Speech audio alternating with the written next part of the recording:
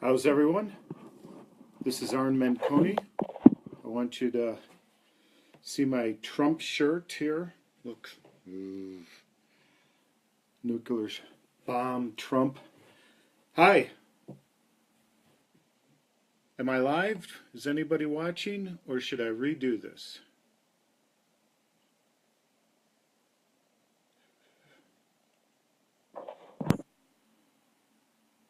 Hi. It looks like some people are watching. I thought I was getting my hookup right. But look, I'm Arn Menconi, and I love to do shows about what's important in politics and try to make you laugh and also make you think. So tonight's show is all dedicated to Gorsuch and what's going on this week with Gorsuch. I'm just going to adjust because I have a one-of-a-kind t-shirt. See that?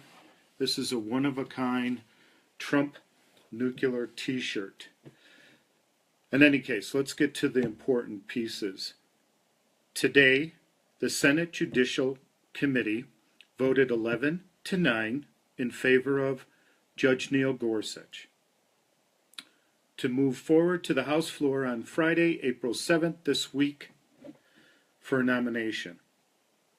2 weeks ago was his hearings. There were about 25 hours of hearings.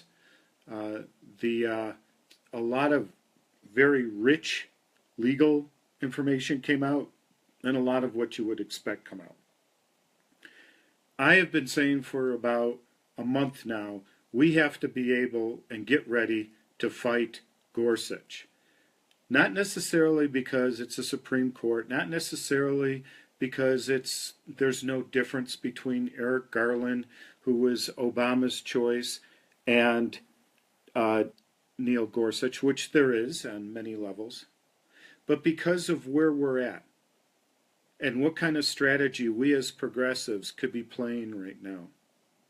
So right now we are 74 days into Donald Trump's administration. Here's a little fact for you.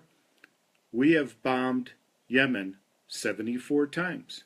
One for each time, each day Donald Trump has been president. So there's more bombings going on in Yemen. There are more killings of innocent people in the Middle East through Donald Trump. There is more takings away of environmental protection under Donald Trump. And we have to remember whether or not I am neither a left or right guy, I'm a radical guy. And what I look at is where is democracy going right now when you have a House that's Republican, a Senate that's Republican, a presidency that's Republican. 34 states are now Republican governors and houses. And what they're doing is they're posting up judges who are more conservative because they want to consolidate the power. This is the thing that's been happening for a long, long time. We can argue a lot of things, but here's where we've won in 74 days. And I think this is because of Bernie Sanders. I think this is because of the progressives. This is because of people becoming more and more awake. What we're seeing is a loss with General Flynn, a loss with Perdue, Secretary of Labor, a loss with the Muslim ban, a loss with the American Health Care Act, and now this. And then the next fight would be the defense budget. When you do this, you take back the narrative. By taking back the narrative, we end up getting our voices heard more and generating greater awareness with our representatives. Now, that's not always the case, but that's what we're seeing. Can I just do a check? Could somebody let me know if you're hearing this okay? Can somebody type in and let me know that you have audio and visual, just so I know I'm coming in there. Okay, so here's where it breaks down right now. The Democrats are going to filibuster Gorsuch. That means, and it's technical, but you have a cloture vote, closing to go to vote. So there's two votes. There's a cloture vote, which is now synonymous in this case with filibuster, and the other is then they go typically straight to a floor vote. Now the Democrats have 41 Democrats, now 42, because Menendez just announced that he is going to vote no from New Jersey against Gorsuch and for closure. So they have 42 votes in order to filibuster. Once that's done, what's expected is Mitch McConnell, if he has 51 votes, will go to a nuclear option. Once they do the nuclear option, that means that instead of needing 60 votes for a Supreme Court justice, and one of the reasons you want a 60-vote majority for a Supreme Court justice is because this is a life term. So Gorsuch is 48 years old. He will be in office. He will serve on the Supreme Court for the rest of his life. And there are 3 justices who are elderly. One is Ginsburg, she's 78 years old, another who's 80, and then Kennedy, who's 85 years old.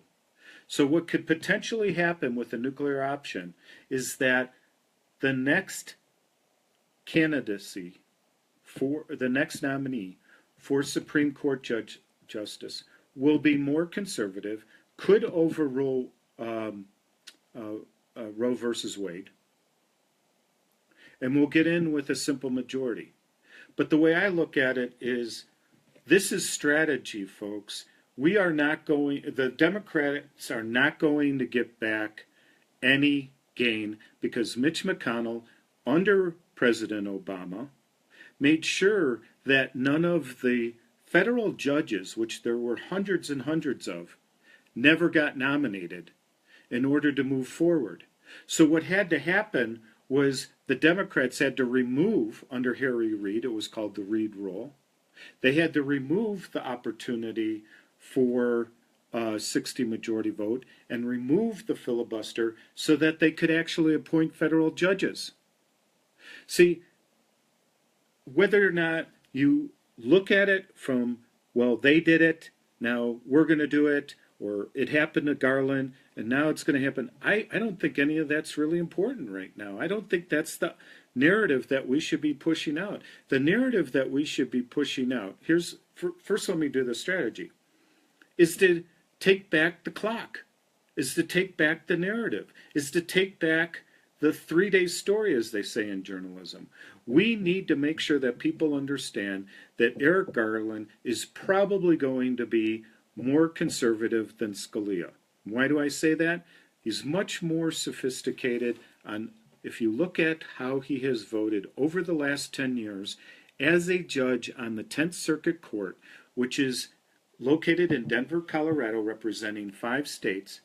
He has voted very conservatively, and in some cases more conservative than Scalia. The main one is the Chevron case. The Chevron case is a case that has to do with deference. And that means, does the agency have the oversight over the laws that the legislators put in place, or does it go into the hands of the courts?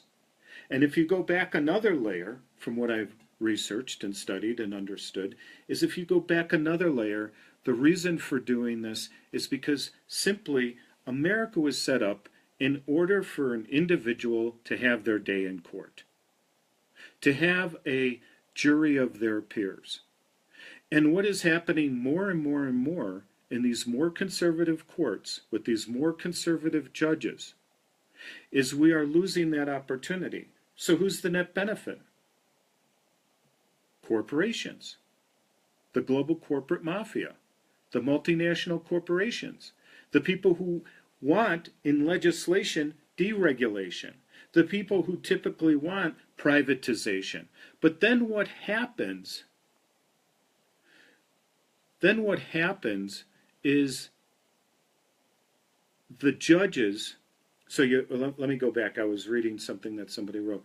But you have the judges now backlogging, because there's huge backlogs in all of these trials, in all of these cases. And what's happening is you're watching people, individuals like you and me, try to sue or try to do a class action suit against the corporations, and it's costing so much money, and it's taking so much time, and it's tying up things for so long that we never get our day in court. There's asbestos cases that are taking so long that the people are dying before they get their day in court. So these are the things that aren't being discussed by the reporters or by many of the representatives. The things that are being discussed, so you feel like you're in the know, is what the right says or what the Republicans say, and what moderates will say is, well, Judge Gorsuch is very well educated, which he is. They'll say he's a man of character. How do you decide that? He's a charming man, okay? Then they'll say that he had 3,000 decisions as a judge and that they were only picking apart a few of them. Why wouldn't they go forward? Even Lindsey Graham, Senator Lindsey Graham said, look guys, I voted for Kagan and I voted for other Sotomayor. Why can't we just do what we've done in the past? Yes, if you want to isolate all of these issues, I could take Senator Graham's point of view. I could take Michael Bennett's point of view, who has said, I am not going to vote to filibuster. There's 4 Democrats who will not filibuster. Senator Bennett from Colorado, Senator Donnelly from Indiana, Senator Heidekamp from North Dakota, and Senator Manchin from West Virginia. All of the others have said that they're going to move forward in order to filibuster. 2 have said they haven't decided on filibuster. 1 has said they haven't decided to filibuster yet, and that's Senator King, who's the independent from Maine. All right. All the other judges, let's see if I pull up my notes here, all the other judges who have said that they're going to vote against are pretty much falling down the same lines, except for Senator Bennett, who has said that he will not vote to filibuster, but if there is a filibuster, he'll vote against Gorsuch. So essentially what you have is you have about 52 GOP who's going to vote for Gorsuch. You also have 2 senators who have come out and said they will vote for Gorsuch, Manson and Heidekamp. So that's 54 votes. That's their simple majority. Neil Gorsuch is going to become the next Supreme Court justice unless we do one thing, make a lot of noise on tomorrow, on Tuesday, Wednesday, and Thursday to the media, and make sure that the media makes this a big story. Because what will happen on Friday is if we can pull any Republicans who feel like they need, and there's only 6 Republicans up for re-election in 2 years, but if any of those Republicans vote to not vote for the nuclear option, they will need 60 votes, and they don't have 60 votes. And if we tie this up into next week, we'll start to learn more and more and more about Neil Gorsuch, who they tried to ram through. They're putting the vote on Friday for him. They're hoping that people don't pay attention to this. This is a very, very serious vote because, again, a couple of weeks ago we watched what happened with the Affordable Health Care Act. It went down. Donald Trump promised he would never do it again. Donald Trump went ballistic on Saturday morning, and what's happening now? They're talking they're going to repeal. And it's not a health care bill. It's simply a tax cut. It's simply a tax giveaway. And we expose them for that. We should take pride in this. These are the small wins.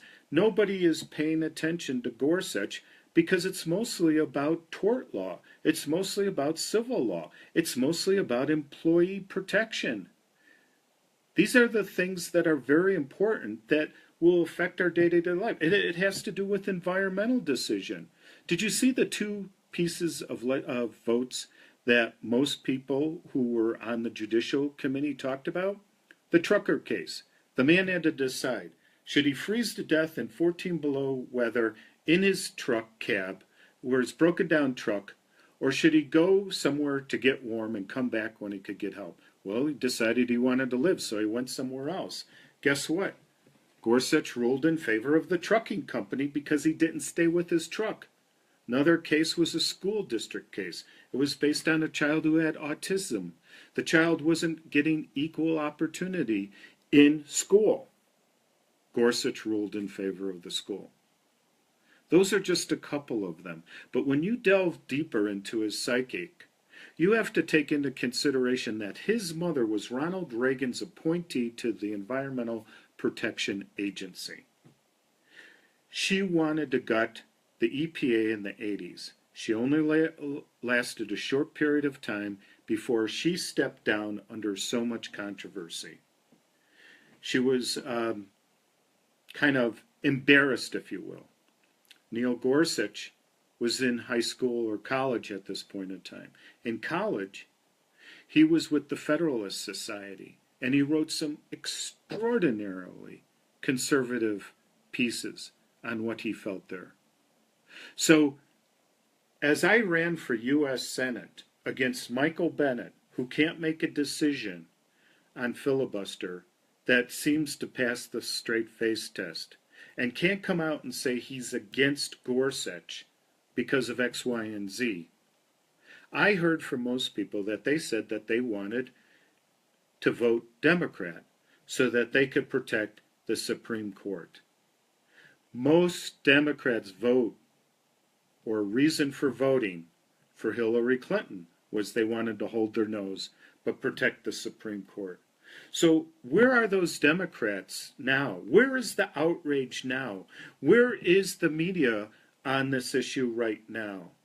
Where are the feminists? Where are the women who marched on Inauguration Day and said that they were going to be the resistance?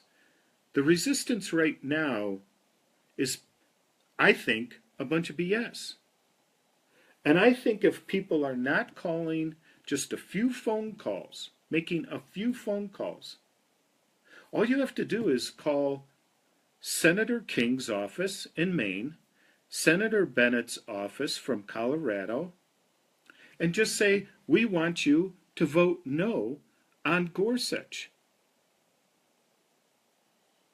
I want you to write letters to the editor. I want you to call up the editors of your newspapers, your local newspapers, and say, are you covering this? This is now going into the horse race stage, folks, where the only thing that we're going to see is about who's voting for, who's voting against. We're not going to hear a lot of the issues. That's what's going to get droned out in the next 3 days. And it's imperative to us to talk about how conservative he was on the Hobby Lobby case. That's the one where Hobby Lobby did not have to give health insurance benefits through Obamacare to their employees because it was a family-owned business and they didn't like the fact that there was abortion reimbursements on the Hobby Lobby under Obamacare. So if you want to fight against